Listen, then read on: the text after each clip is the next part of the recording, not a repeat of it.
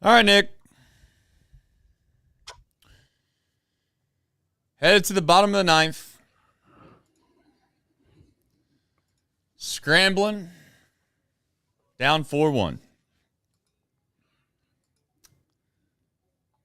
Some decisions that were made towards the end of this baseball game that I'm sure we will get into. We are not going to get into it right this second because there has to be a show and there needs to be things to talk about. That said, if you don't mind, hit the like button. And if you do this long enough, at some point, you'd like to think that maybe there will be magic.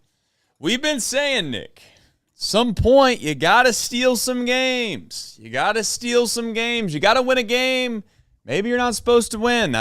Seems crazy when your starting pitcher goes out there and almost throws a complete game shutout, but there was a couple hits and a big swing that made it to where it wasn't. But here we find ourselves with a 3-run deficit with 3 outs to spare. All right, Nick, let's get synced up here just to make sure if we get ourselves in a good spot. I have 0-1 on Tyler Stevenson. I've not seen him roll over the pitch yet, but I'm expecting to. 8, 7, 6, 5. Foul ball. Strike 2. I'm waiting for a pitch count. Pitch clock. 0-2. 0-2. They're not going to give us one. 0-2. All right, just tell me on the pitch. 0-2. And the pitch. All right. You might be He's out. All right, we'll check the next one just to make sure. Yeah, you're out. You're out. You're out, Tyler. Strike, man. What to tell you.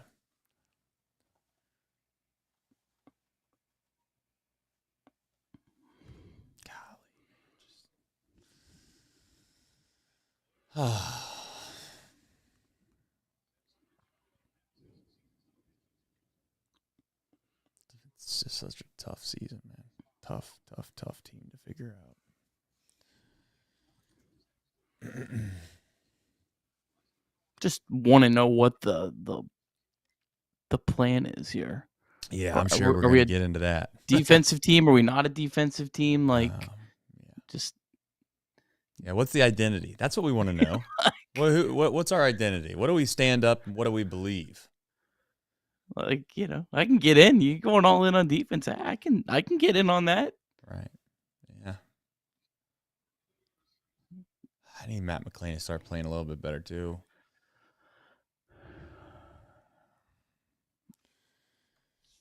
I think he's been the most disappointing player for me personally. Not because he's the worst player, just because I thought that he was going to be. It's gonna be hard to top Candelaria. Well, that's a good point. I literally forgot about Candelaria until you just said his name. That's how bad he was. I'm glad to see we got Jake Fraley in at bat. That's cool. Well, he lives.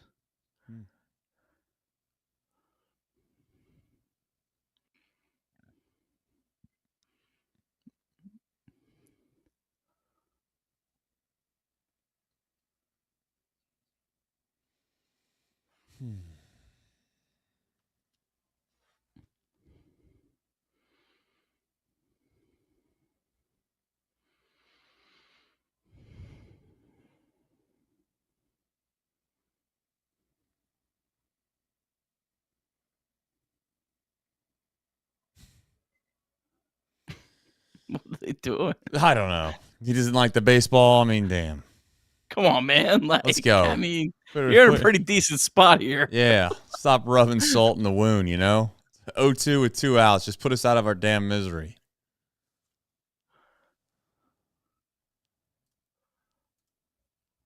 Let the people go watch Snoop Dogg at least. Is that what's going on? Yeah, that's why we're doing this damn show at 8:30 on a Monday night. We got Train on Wednesday. Just bringing back all the hits this week.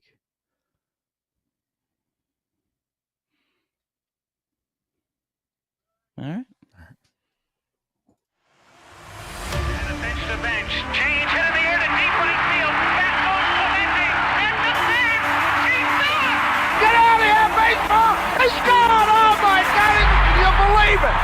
Johnny Bench has tied it up. The Cincinnati Reds win the World Series in 4 straight. It was a sweep. In the dirt, it's a wild pitch. Here comes Walker. The Reds win the pennant. Larkins won the game.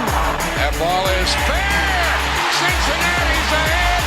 2 games to none. Welcome Joe Randa to Cincinnati. Adam Dunn has done it again. Benzinger backing and calling. And the 1990 World Championship belongs to the Cincinnati Reds. Marty, yes. This is Adam from Milwaukee. Hey, Adam, how you doing? I'm good. How are you? Good.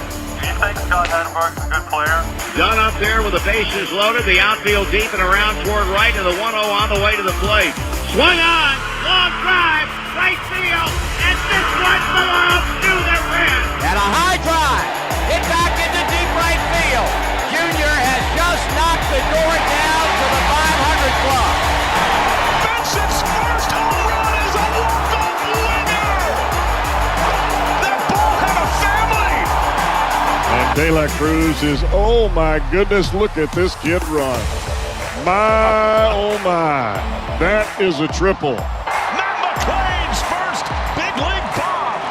Spencer Steer's first big league hit is a home run to straightaway center field. Joey Votto's done it again. The pitch. Votto swings high in the air. Right field. Yes! He pointed to the dugout to say, I told you. That is Joey Votto's 315th career go-ahead ribby. Only Johnny Bench had more as a Red. And I can't tell you how much it means to play in front of everyone here in Cincinnati as a Red. What a gift. What a tremendous gift. So thank you. Thank you. I think I can speak for all of Reds country. Joey Votto, thank you. High drive, left center field, racing back to the line, Bourgeois. The Reds are National League Central Division champions. In the air, left center field. Did he? He did! He did! Reds win! Reds win! Liner to right field. Genius, the first Red ever with 4 home runs in a game. Can you believe it? In the air, down the right field line. Doesn't have a chance. The Reds have won on a 3-run home run on opening day by Ramon Hernandez. A strike away and out away is Homer Bailey. Ground ball to third. Frazier gloves. Throw to first, and Homer Bailey, for the second time in his major league career, has tossed a no-hitter. Oh, gosh. Oh, my God.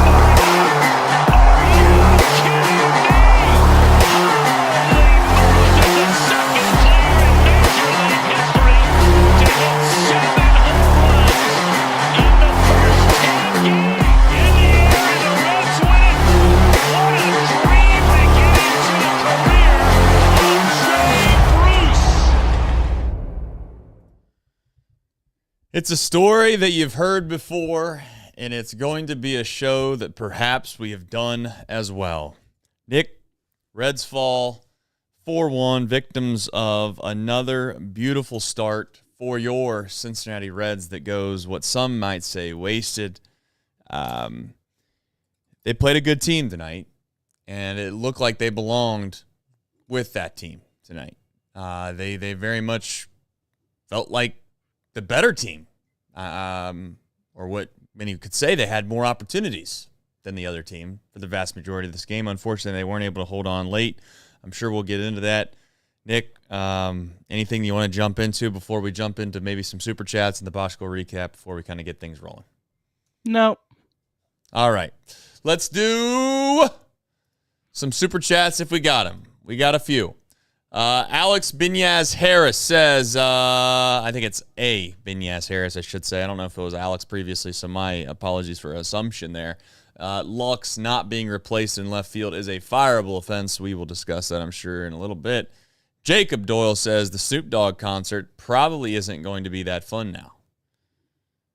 Yeah, I don't know. I mean, you definitely could maybe consume some of the potion that Snoop Dogg likes to promote from time to time to try to make it maybe a little bit better down at Great American Ballpark. But I can tell you right now, it's tough sledding. I have a feeling a large portion of the crowd down there was not necessarily that invested in the Cincinnati Reds outcome this evening. So that's possible.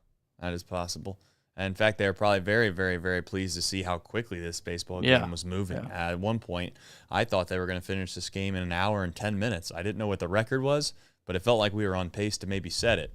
All right, I really don't want to get into any of this stuff before we kind of get into the nuts and bolts of the baseball game itself. So let's do the box score recap presented by you, and then we will obviously discuss much more of it after you run through it. Nick, take it away. All right, Cincinnati Reds taking on the Philadelphia Phillies, game 1 of 3 at Great American Ballpark, game 1 of 6 of a crucial homestand. Andrew Abbott on the mound for the Reds against Taijuan Walker of the Phillies. Reds scratched across a run in the bottom of the first. TJ Friedl had a leadoff double, and then with 2 outs, Gavin Lux singled him home, 1-0 Reds. Andrew Abbott was absolutely brilliant through the first 7 2/3 innings. He did get some help from his defense. Cabrian Hayes made a fantastic play to possibly rob extra bases. Ellie De La Cruz made a fantastic play, and Noelvi Marte threw out Bryce Harper at the plate for a huge out to end the 7th. However, after retiring the first 2 batters in the 8th inning, Abbott gave up a single and a double to the Phillies' number 8 and number 9 hitters, and that tied the game. Gavin Lux misplayed the ball in left field, costing at least a chance of a play at the plate. Terry Francona then elected to stick with Andrew Abbott and face Trey Turner for a 4th time in the game, and Turner singled to put the Phillies up 2-1. Francona then went to Santillan, who promptly gave up a 404-foot bomb to Kyle Schwarber, 4-1 Phillies. The Reds' singles hitting offense could only muster that 1 run in the first inning, and that double by TJ Friedl was the Cincinnati Reds' only extra base hit of the entire game. Reds lose 4-1. Reds fall to 62-58 on the season, and with the Mets off, the Mets pick up a half game. Reds now 2 games back in the NL wildcard race. All right, we got a deep drive of the day. It came off the bat of a kid you never heard before. 18-year-old Josette Martinez hit his first home run of the season for the DSL Reds. DSL. I think that's like an internet, some kind of internet company at one point. Nonetheless, the Reds, they did sign Martinez in 2024 out of Venezuela. Prospects 1,500 has Martinez ranked as the Reds' number 48th ranked prospect. DSC, they are a leader in renewable commodities for biofuel production, specializing in used cooking oil collection, aggregation, and sales. Visit www.deepsouthcommodities.com for more information. Where do you start? I guess I will start with Lux in left field. I know that probably isn't what I think was the most egregious thing that happened. We'll talk about Abbott in the 8th inning in maybe just a second. Let's start off by saying this. Lux was one of the better players in this game today. This isn't Lux's problem. What I'm getting ready to say is not really Lux's problem. I have no beef with Lux. I have no problem with Lux. In fact, Lux today, if everybody was Lux, we wouldn't even be talking about the misplay that happened in left field at all, because we probably would have scored 13 runs because we got, 20 hits in the game, right? You get 3 hits in a game when the team gets how many ever we got. I guess I'll dig that up real quick. We got 7 hits. He got 3 of them. The issue that I have is that we've already showcased a plan earlier this year that if it gets to a certain point in the game where we feel like we'd rather kind of make defense a priority, we'll pull out anybody. No matter if they're the hottest hitter on planet Earth. It doesn't matter. They don't care. You know what? If that's who they want to be, Nick, then okay. Then I guess you kind of sign up for that type of school of thought. But this has happened twice now. And that's why I'm a little upset. Because I don't know if anybody remembers, but against the Los Angeles Dodgers, this same thing happened.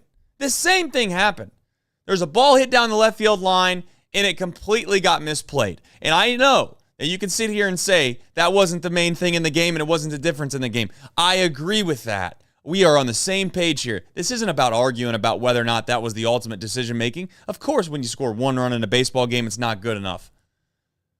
But why in one instance do we do one thing, and then in the next instance, we don't do anything about it? That's my question. When one guy loafs out of the box, we make a big deal about it. When the other guy loafs out of the box, we don't make a big deal about it. When one guy misplays balls at third base, we make a big deal about it. And when one guy misplays balls in left field, we don't make a big deal about it. Riddle me it. I'm trying to figure it all out. Logically, it's a 1-0 baseball game. You got a bad defender in left field, and that's what he is under every metric that you can find. And there was 2 balls hit out there that you could argue could have made a difference. You just have to be able to explain it to me. That's all. And maybe one of the beat reporters right now down there is going to ask the question. Did you consider perhaps finding a defensive replacement in left field when it's a 1-0 baseball game? When the reality is that in a perfect world, maybe, you don't even really need Lux's bat anymore. That's why I'm a little upset about it. I'm more upset at the offense, if we're being honest. Nick, your thoughts on the, I guess, really the 8th inning as a whole, because you could jump into the Andrew Abbott situation, whether you leave him in or you take him out now if you'd like. Yeah, I mean, I agree with everything you said. It does not make sense. And like, they pulled defensive replacements like much earlier in the game too. I mean, this was the 8th inning. You were 4 outs away from a win. I mean, if the left fielder makes that play, throws the runner out the plate, Emilio Pagan's coming in for the save. I mean, that's literally the margin there. My issue is as much this. Why is Gavin Lux playing left field? So Miguel Andujar can DH? Like, the Phillies right fielder is atrocious at defense. He's the worst outfielder defensively in baseball statistically. But you know why he's playing out there? So Kyle Schwarber can DH. Like, you can live with bad defense if you're getting Kyle Schwarber. And Miguel Andujar has been fine, but again, there's just so many of these mediocre players that you're taking away the strength of this team right now. The strength of the Cincinnati Reds is their pitching and their defense. And you're taking away the strength of this team to get mediocre hitters in the lineup. That's what I don't understand. Well, I hate to tell you this, but a lot of our lineup is mid-hitters. A lot of our lineup is mediocre hitters. We try to condense. So go with the defense. So go with the one thing that you actually can hang your hat on at the end of the night. Makes perfect sense to me, Nick. I'm not arguing you. I'm just telling you that the vast majority of this lineup, you can't justify leaving them in my opinion, if they're bad defensively, because there's nobody on this roster. In fact, I would argue, is there anyone on this roster that if they played below average defense the way that perhaps some of our guys do, that you just can't possibly take them out of the game? Especially when there's only one at bat left at most. I mean, we've taken Marte out of a baseball game, who's probably been one of our better hitters, if not the best hitter, over the course of what we call a month. Let's just be clear about this. We took him out of a baseball game in the 6th or 7th inning of a 1-run game against the Dodgers. When he hit a home run in that game. Yeah. Not a couple singles. A ball that actually went over the fence.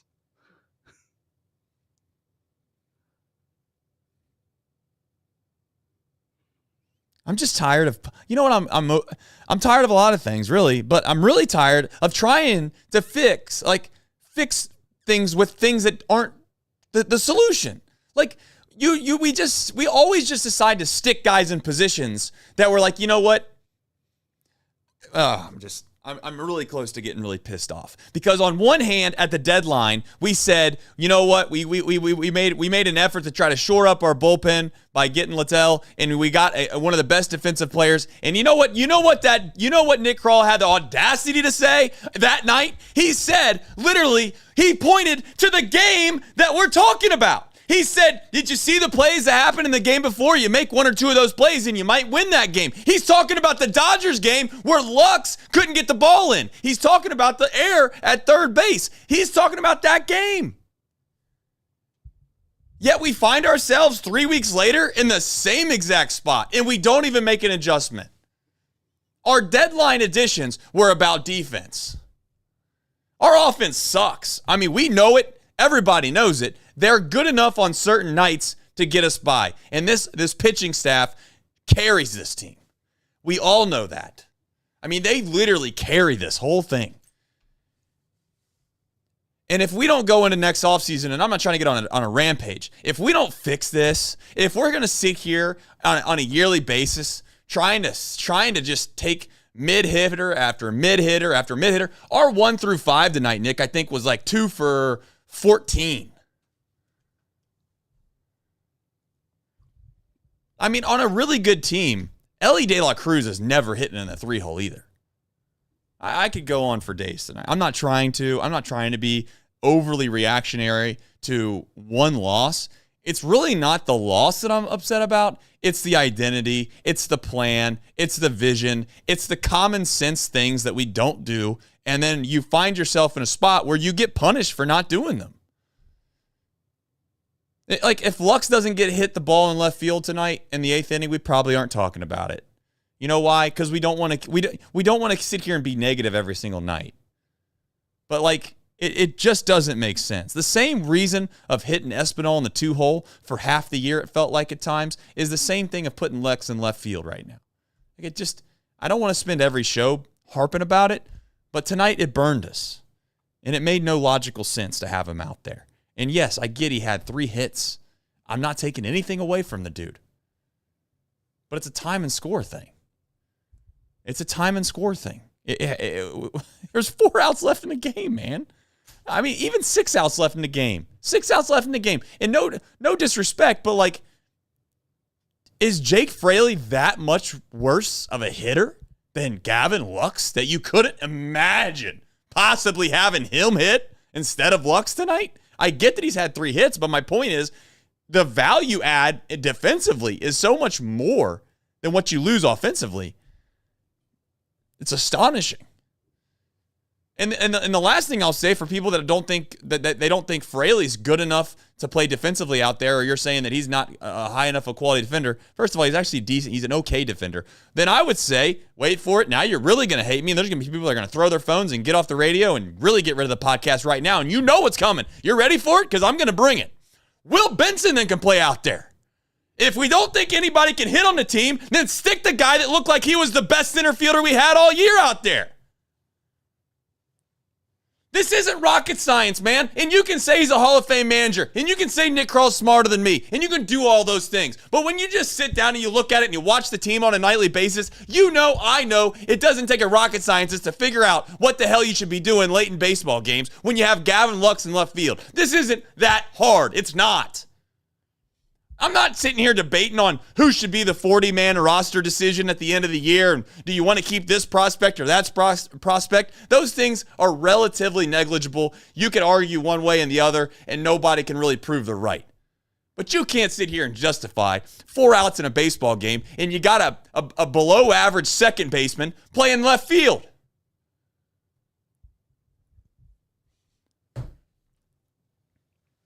One hand, we say we want to play defense. The next hand, we don't.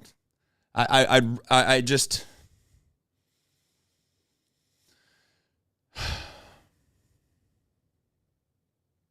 And I know our offense sucks. And I know that's where people are going to sit here and say the comments are going to be nothing but, oh, well, we scored 1 run. We're out here arguing about defensive plays. We scored 1 run. You're right. You're right, man. I've seen a few games this year Trace end with the score of 1-0. Yeah, me too. You can win a game 1-0. 3 of them in a row, actually. I've seen 3 of them in a row, Nick. I think that team that won those 1-0 games has the best record in baseball, if I remember correctly. I do want to talk about Abbott in a second, but shout out in the chat. They're all listening to the post game. I want to make sure I credit who did. Ron Jameson said Tito said even if Lux fielded it cleanly, he wouldn't have had a play. They were going to call interference. Okay, I do know that. They were going to call interference on McLean. That's fine. But that still doesn't negate the fact that the ball just screamed right by my man. It doesn't negate the fact that 3 weeks ago he was incapable of getting a ball in from left field. It's a short porch. Like, it's Great American Ballpark. It's so small. It doesn't take long to get the ball from the wall back in. It doesn't take long at all. We allowed a guy from first base to score on a ball that hit the left field fence.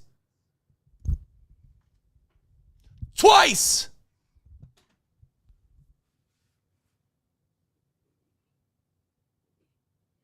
It's inexcusable. And genuinely, it's inexcusable. And what do you do? I mean, I don't know what you do. I just want somebody to explain why, on one hand, we care so much about defense, and then we don't care about it. Is that a hard question to ask? I'd ask him straight up. Tito, you've made decisions for the past month that's been pretty clear. You value defense. At the deadline, you decided to go out and get one of the best defenders of baseball. Couldn't hit water if he fell out of a boat. Your offense struggled all year, but you still decided, you know what? We're still going to go get some defense, even though we desperately need offense. You did score 1 run tonight, Tito, but let's just say, for instance, why would you take out maybe one of your better hitters earlier this year, time and time again, when you wanted a defensive replacement, but tonight you decided to keep one of your worst defenders with 4 outs left in the baseball game out there? Any comments on that? That's all I got. I'm done with the left field thing. But if you don't genuinely think that that's just like an incomprehensible decision, then I can't help. I don't even want him playing out there at all, Nick, if we're being completely honest. Yeah, your point initially, I mean, like Jake Fraley, especially after, I mean, remember Jake Fraley was abysmal for the first month of the season. I mean, since then, I'd imagine he probably has better numbers than Gavin Lux. And clearly he's a better defender. And Jake Fraley is the reason Will Benson's in AAA. So, like, I don't. They just don't. They don't add up. You're missing something in the formula here. You're missing a good outfielder. Yeah. You're missing a guy that can hit. I mean, really hit. You know? That's what I want. I don't want mid guys anymore. I just want one guy that I know I can stick in the 3-hole, and by God, this dude's going to mash baseballs over the course of a year. Might not be all the time, but you know damn well you ain't got to sit here and beg and choose and plead for somebody to step up on a nightly basis. I mean, I'm not trying to even kill Ellie, right? I love Ellie. I mean, I think most reasonable fans understand and appreciate how much Ellie values, or how much Ellie is a value to this team. But the idea that you have somebody that's going through this long of a slump from a slugging perspective, from a power perspective, and he's been penciled in to the 3-hole every single game. I mean, I put him at leadoff and you'll never hear me complain.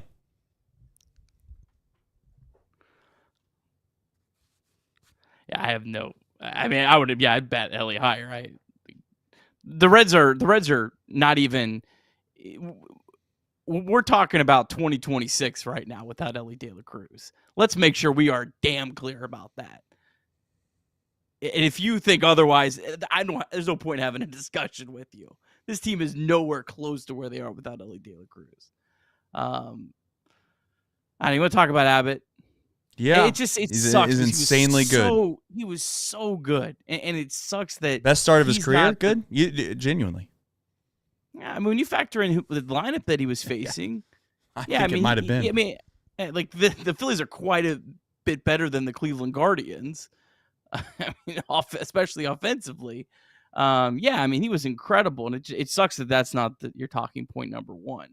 But even still, him facing Trey Turner a 4th time was a terrible decision. I mean, after he gave up back-to-back hits to the 8 and 9 hitters, like you also don't you want to put Tony Santillan in a better spot? Like coming in hot against Kyle Schwarber, literally maybe one of the 3 best hitters in the sport this year. It's a pretty tough spot. Left-handed batter Trey Turner is a much more favorable matchup for him. Turner's a really good player too, but he's nowhere near the level of a masher as Kyle Schwarber.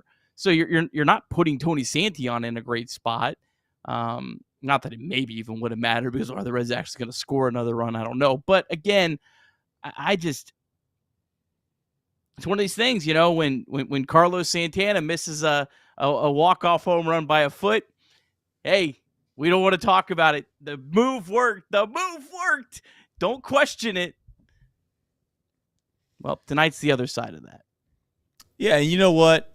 I'll blame the offense as well for the fact that we've had to rely on these late-inning relievers all year, time and time and time again, to get this job done, right? Like, at some point, you'd like your offense to give you a little bit of a cushion where you don't need to rely on Santion and Pagan as much as they have. It's a slow, basically death by 1,000 cuts, man. It's just you don't feel it in one big swing, but you're starting to see maybe some of the repercussions in the bullpen of them being a little taxed. We'll see. I'm not trying to make excuses for them. It's just one night. They can come out, maybe they bounce back. But tonight was a good opportunity. Let's not act like that it wasn't. I mean, I'm not going to sit here and say that starting pitching matchups are the end-all, be-all, but,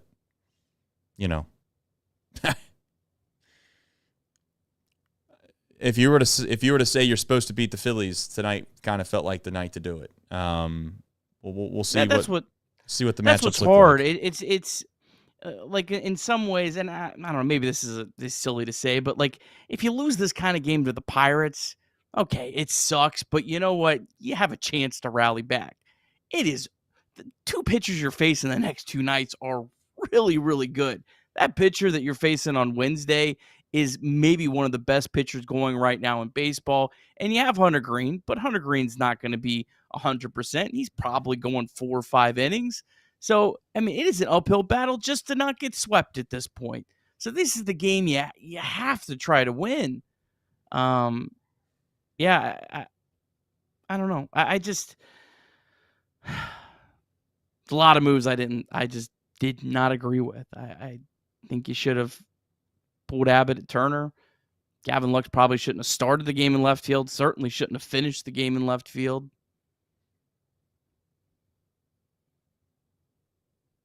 Can you talk me off of the Matt McLean? Like, just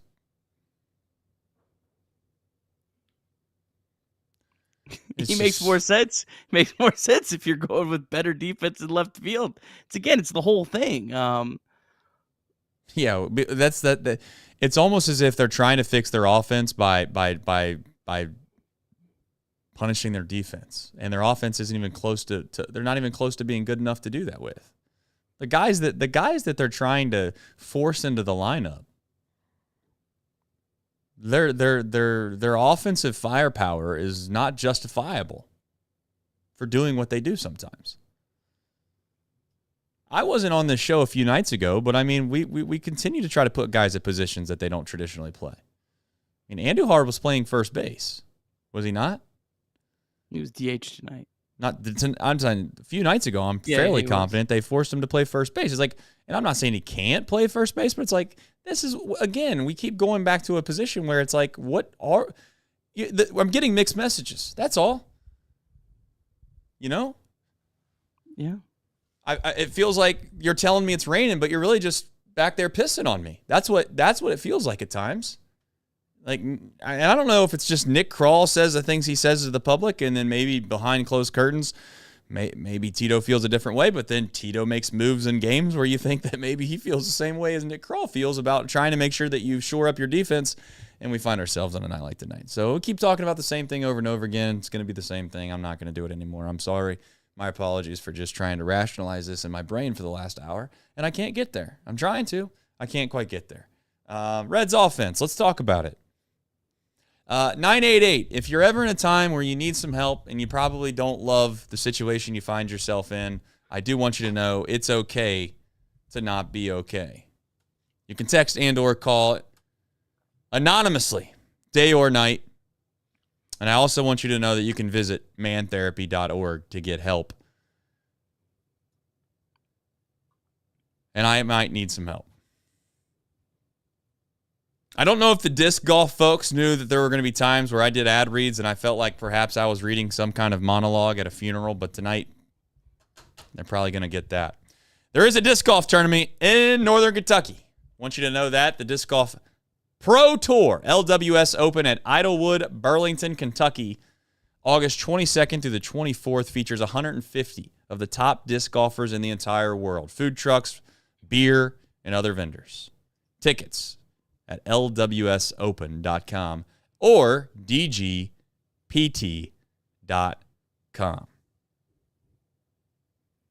All right, folks. Man, they needed a win because I had already came into this with a little bit of just, what would be the right word? Toxicity, some say about me at times. I already had some toxicity going into the game tonight because of obviously the report from Charlie Goldsmith. Nick, I'll let you kind of put that out there into the universe of what was said from Charlie. You can paraphrase or read it directly, quote, if you'd like to do that. But it was basically surrounding around the idea that Chase Burns is also now going to perhaps be on a innings limit. Yeah, so some mixed reports on this. So Terry Francona said they met with Chase Burns today. There's no set finalized plan yet as there's moving pieces in the rotation. There's an innings limit. They may have to get creative, and they really want to keep him pitching without having to be shut down. So, I mean, really, it was, I guess, just a caution that at some point he's going to be limited, but there's no concrete on what exactly that is other than just, I guess, a caution at this point.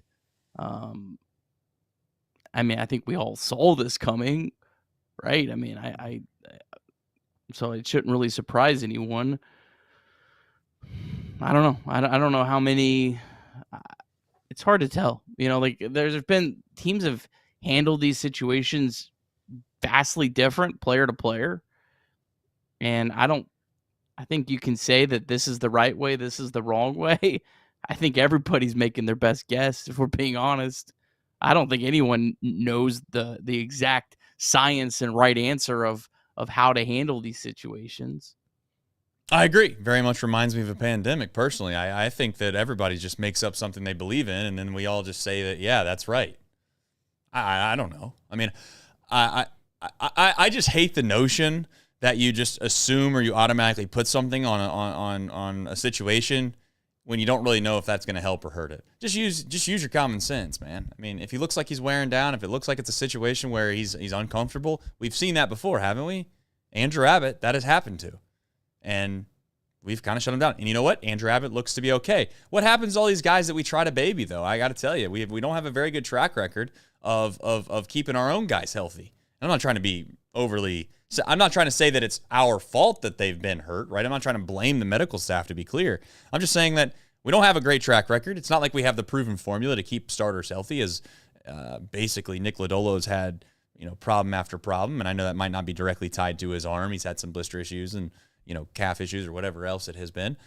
Certainly Hunter Green has had, his fair share of setbacks from time to time. And I would also say that it's already been clear all the way going back to the Yankee days with I think it was the Jabba rules or whatever the hell they decided to call it. You have Strasburg who decided to do this. You have, I think, obviously the Tampa Bay's done this a few times to some guys, and they've also gotten injured just a couple years later. Spencer Strider's gotten hurt. May with the Dodgers, I think, got hurt. This is just there is nothing that you can do to prevent, in my opinion, something that's inevitable if your biomechanics aren't right. I don't know why we have to sit here and act like it's a usage problem when, in my opinion, it's a biomechanics problem. It's the way that you decide to throw the ball. It's your DNA, it's your genetics, and it's the way in which you go about your business. Aroldis Chapman's a good example. Why is he able to throw as well as he has for as long as he has? Probably because he's built different than other guys. When you are unnaturally training yourself to throw a certain, I guess, mile per hour, or you're trying to get as much velo as you possibly can, and you're, doing things to try to get you to a spot where some guys can just naturally throw the ball incredibly hard. I don't know. I'm basically just trying to say, All I'm asking for the Reds to do here is this. Use your brain. Don't just throw a label on it and run with it, okay? If the Reds are in a pennant race and the kid's throwing the ball really, really well every fifth day, let him keep throwing the ball well every fifth day until he looks like he looks different than he has in the past. Which, you know what, Nick? I'll probably openly admit that will probably happen. That will probably happen because there's not too many guys that can go from the workload that they were the previous year to the workload that he would probably have to do to have a run in the sun here and into the late postseason, if you want to call it that. But the other option is to put him in the bullpen. We'll see if they end up doing that. But I just pray to the Lord that we don't get ourselves in a spot where we're just automatically saying, nope, he's done. Yeah, come a month from now, we think that he's already thrown too many pitches. And to be clear, they didn't directly say that. It also, like, it depends. Like, does Hunter Green come back on Wednesday, look good, look ready? I mean, I hate to say this, but there's always a possibility guy comes back his first start, there's something that flares up again. I mean, I hate to throw that out in the universe, but that's a real worry that you have. Nick Lodolo's coming back. It sounds like I thought I saw he was maybe throwing some sort of work at the stadium today. So is he coming back? So, I mean, if Lodolo and Green are both in this rotation, it's kind of hard for Chase Burns to really fit. And Burns has been, I think, very good for a rookie, but he's also no guarantee either. So I don't want to make too big of a deal until we see how all those other things kind of play out. But, just doing the math here, Burns is at just over 100 innings between the minor leagues and the majors through exactly 100 innings at Wake Forest last year. So, I mean, if he started every game the rest of the year, 5 innings, about 9 starts, I mean, that's only 45 innings. That's not really that crazy of an innings increase. So, I don't know. I want to see how this all plays out because the way it was reported made it sound to me like there might have been a missing piece that didn't get communicated very well in this. That's fair. I'd also like to say that we all can agree. I'd like to think we could all agree that, innings aren't all created equal either. Like, you throw 35, 40 pitches in an inning. That's pretty tough on your arm instead of going out there like you did Andrew Abbott tonight where you're throwing 15 pitches an inning and you get to take a breather. It's just funny how we can kind of arbitrarily look at numbers at times and just assume one thing. I mean, he could next start throw 3 innings and it'd be worse than if he threw 7, to comparatively speaking to other nights. Well, the 1 inning in Bristol was more than 1 inning. Like that was exactly. That was a lot more of a workload than 1 inning that gets put on your ledger of the year that got you from 93 to 94 innings. So yeah, I'm with you on that. Again, I want to see kind of how it all plays out and exactly what the plan is before I cast any judgment on this. Yep. All right. We are going to do a super chat here, or a couple super chats before we jump into Reds MILB. Let's get to those now. Putrid says Will Benson. That's it. That's all he put. Putrid then says XBHs, that means extra base hits, for those that are wondering, win games. Benson over Lux any day. Putrid then says Lux at second tonight and Fraley in right. Does that mean you're putting Marte in left? I don't know what that means. What's that mean? Is that what we're saying? I don't know. I don't know if that's the other thing too, is I don't know how much better Marte is than Lux in left field, to be honest with you. I'd like to think he's a little bit better, and there's no guarantee there. Again, we're just swapping one deck chair for the next, Nick. Trying to think that it's all going to work itself out. And Marte might not be perfect, but Marte at least can throw a ball home. I mean, Gavin Lux can't even throw a ball home. I wasn't trying to be disrespectful, but that ball almost was caught by John Sadak. The Gunslinger 33 says, bring back David Bell plus DFA Espinac Kid Show equals Reds in 4. That's going to be a controversial take. I don't have a problem with Tito, man. I don't. I hope people understand that when you I think just philosophically or fundamentally want to understand something, yet you think you're reading between the lines with what they believe. You think that you're on the same page of what they desire and what they want. And then all of a sudden they just don't do the things that you thought. It's very much like, being a little kid and having parents, and your parents are kind of telling you one thing and they're getting on you about that one thing, and then all of a sudden you see your parents doing the thing that they told you not to do. A little confusing. I don't know. Tito, again, knows how to manage a baseball team. I think the thing that he obviously has been very, very good at, in my opinion, is keeping clubhouse vibes probably as high as you can make them. This baseball team's not a great roster, in my opinion, and he does have them in a pennant race. And by pennant, I mean a wild card chase. Let's be clear. And it is the third wild card, so but still, I'm not trying to downplay what he's been able to do. But he has these gaffes, man, that I don't know, just seem really. They seem lazy. They seem like there's not a lot of thought put into the plan because it's so oxymoronic at times. Justin Edgel says, when is off the bench announcement? I don't know. We're trying to make a decision on whether or not that thing comes back as we speak. My guess, the off the bench announcement will probably be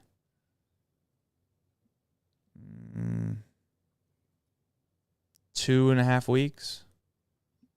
2.5 weeks. You'll have an answer. 2 weeks. Or no. Something like that. It'll be about 2 weeks. 2 weeks. Yeah, 2 weeks from today. 2 weeks from today. Mark it on your calendars. Patrick Kling says, Schwarber on this team, we'd win the division. Now, we're going a little far, Patrick. Come on. Has anyone seen the Milwaukee Brewers play? Patrick, please, my man. Just check the standings. The Milwaukee Brewers are the best team in the world. And by the world, I mean like maybe the best team. Can somebody in the chat do me a favor? If you took the basically the Brewers when they started this run, and you just compared it to that amount of games and the record that they're on, the pace that they're on, is it the best pace in the history of the sport? It's got to be close. It's got to be close, Nick. Well, the A's won 20 games in a row, so I mean, I don't know what their before and after that was, but. I'm serious. I'll do the digging up myself. I bet they're on pace to win 140 games. All right, so I guess this whole thing probably started July 6th. So let's see. They are since July 6th. They are 24-4. I mean, what do you want? Okay, well, there you go. 20. Yeah, maybe. I guess you're right. I don't know. There hasn't been a whole lot of teams win 24 out of 28. Oh. What are they even before that? Well, they had kind of been a mediocre team from there. Not mediocre. I mean, I think they probably still played above 500, but there was, loss, win-win, loss, win-win type thing. 4. The Cubs are 6 games back in the NL Central. I know. I read that when I was doing the podcast last night. I was like, the Cubs are 6 games back, and they're the second best team in the National League, or the third. Yeah, crazy. They're gonna have to play a 3-game series. Yeah. Well, the Brewers, the Cubs are. The Brewers, the Brewers are. That's good. I mean, that's good for them because that team definitely needs to avoid a 3-game series because they're not really built for October. Well, we'll find out. It seems like they're probably, and what's funny is every fan base, I'm sure, has their own complaints about what happens. Ours is that we never even get a chance to taste the postseason. The Brewers is that they get there every year, but they can't find a way to win. I don't know. And they should have won. I mean, they should have won last year. I mean, it was just, one guy does his job and they move on, and it's a totally different narrative. Right. Okay, folks. I don't know whether you enjoyed it, whether it was therapy, whether it enraged you more, whether you thought that maybe we don't know what we're talking about. I'm exhausted, man. Andrew Abbott, I think, pitched the best game of his career. if someone decided to allow him to come out of the baseball game maybe when he should have. That's all. And he got rewarded for it by not winning another game. So they can make it up. They seem to always do, Nick. You win tomorrow, and next thing you know, you feel pretty good about it. Before we talk about tomorrow's game, we'll jump into some Reds MILB. It is Monday, which makes me think that it's going to be pretty light. We're going to head on down to the DSL, aren't we, Nick? We are, and then we're going to do a little top 30 prospect update for you. Nice. We got three games out in the Dominican. The DSL Reds got swept. The Cleveland Goriel team won 7-5 and 6-3. But our DSL Rojos, they beat up on the DSL Pirates Gold 4-1. The only player we're really tracking down there, other than Jansen Martinez that we talked about earlier, Libert's Aponte, was 0 for 4, but we did have a little prospect update. Reds, 6 prospects in your new top 100. South Stewart all the way up to number 31. Red Louder at 63. I just don't even know what to do with him. Alfredo Duno at 75. Tyson Lewis at 85. Steele Hall, first-round pick at 89. And Cam Collier just sneaking in at 100. For comparison, the Pirates, they only have 4 in the top 100. A couple other notable of the new top 30. The Reds' new draft picks, obviously Steele Hall comes in at number 5 on the Reds list. Aaron Watson, the second-round pick, now at number 10. Mason Neville, the fourth-round pick, is number 13. That's the guy had the most home runs in college baseball last year at Oregon. And then the Reds' third-round pick, Mason Morris, is number 15. So all the Reds picks are ranked pretty high, so that's cool to see as well. Chase Petty is now number 7. Edwin Arroyo, number 8. Hector Rodriguez, number 9, probably the one that most people were the most upset about. And somehow, Shang-In Lin fell down a spot to number 14. I mean, just the disrespect is off the chain. Where's Austin Hendrick on a night like tonight? Did not crack the top 30. Oh. I'm sure he's number 31. I'm sure he's just right on the edge.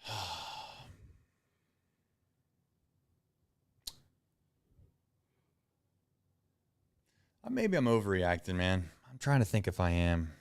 It just feels like we can't keep losing these games when you get this good of starting pitching.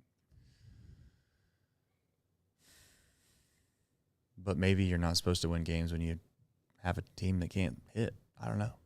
Nick, we got more baseball to be played. Let's talk about it. We got a little who, what, when, where, and why. It's a big one. It's a really big one. Some are saying the biggest one maybe of the year just because it's the next one. That's what some are saying. All right, tomorrow, 6:40 start time of this weird start time series.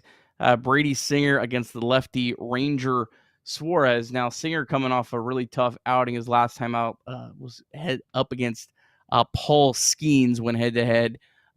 He threw 36 pitches in the first inning, just could really never recover. I will say this about Singer. When he's had a bad start, it feels like he's rattled off like 4 or 5 good ones right after that. So hopefully that is the case. Singer did not face the Phillies earlier this year when the Reds played them.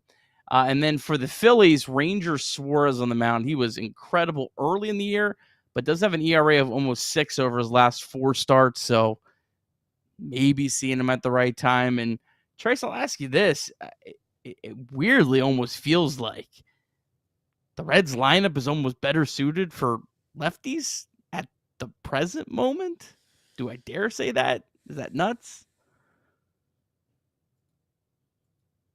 I think it's a little nuts. Yeah. I don't know, man.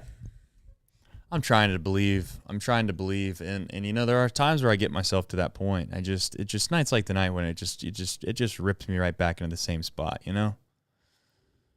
I got a really dark analogy, and I'm not going to use it because I don't think it's appropriate to use, but it just feels like every time you think that somebody has, you know, gained your trust back and they told you they were going to be different, and you start to believe them, you've gone maybe a week or two and you start to see changes, and then all of a sudden they come back home and they're just back to the same old person you thought that maybe they were at one point. And you just kind of got to a spot where you thought they were different. Maybe tomorrow they'll make me feel like, I'm overreacting. And I just wish they would be something. Just be something. Be something I can believe in. Every time I believe in something, they show me that they're not that. And then every time I believe that they're not that, they show me that they are something. I don't know. It's been a Jekyll and Hyde season, folks. It's been a toxic season. It's been roller coasters, up and down, up and down. And I'm just hopeful that we find ourselves soaring soon. Nick, I got to tell you, Ellie has not had a bad year at all. He's had a good year. He's been fantastic. I really need him, and I know it's not fair to him, but I really am hoping that he can be at some point here soon, like just the Superman where you jump on the back of the cape and you just ride him. I don't know if we've really gotten that yet. We've not gotten the Ellie that broke into the big leagues. We've not gotten the guy that can hit 7 home runs in 5 days. I need it. I need my 2, 3, 4, and 5 hitters to just be dogs at some point here soon. That's what I need. No disrespect, but 3 singles ain't going to get it done. I mean, it will get it done, but I need some pop. We need some power. We need balls that are going over the fence, and we need balls that are banging off the wall, and we need to be running around the bases like our heads are cut off. That's what we need. So, like the stream if you haven't already, folks. We love you. We appreciate you. There are a lot of people in here, whether you're commiserating with us, whether you're pissed because we're so negative at times, or whether you think that we don't know nothing about baseball and we're maybe perhaps getting on Tito a little too hard and he knows way more than us. I don't know how you feel about it all, but I hope you know that it's meant to try to be entertaining. It's meant to try to build a community, and it's also meant more or less just to try to vent and have some fun as a fan base on nights that quite literally are not fun at all. This is one of those nights. Nick, before we sign off, you have some Chatterbox programming you want to let everybody know about on the rundown here, so I'll make sure that I throw it over to you. Yeah, new episode of the Flying Lion podcast drops on Tuesday mornings as every week. There was also a new episode of West Fort and Long that dropped earlier tonight. So lots of Chatterbox programming. Chatterbox Bengals, Stone has been dropping new episodes just about every day. I know we had a new one earlier today. So be sure to check those out. If you could support those, like, comment on that, all that kind of stuff helps out. And those guys are putting in a lot of work to try to grow our channel a little bit more. So it'd be great if you could show them the same love you show us. That'd be nice. All right, folks. We'll be back. We're going to come back tomorrow. I know some might not believe it. I'll be here. I'm not scared of them. I'm not scared of the Phillies at all. I just know that you don't sit there and give good teams opportunities to bury you, right? That's kind of what the night felt like to me. So maybe we'll rebound, but you can't turn the ball over multiple times in a game and expect to have a good outcome. Tonight felt like we turned the ball over. So we'll see. Got a big one tomorrow. We'll be back better than ever. Hope everybody enjoys it. Enjoy the rest of your night. Go Reds. We appreciate you. Can't thank you enough. See you, everybody.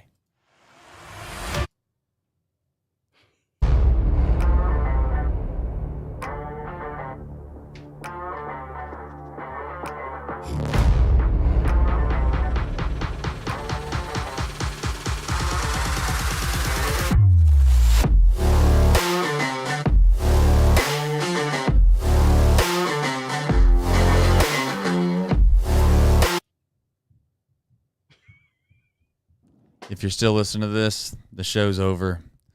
We need more from our offense. We need more from Tito. And, well, you know what? We need more from us, too. We'll all be better. See you tomorrow, everybody.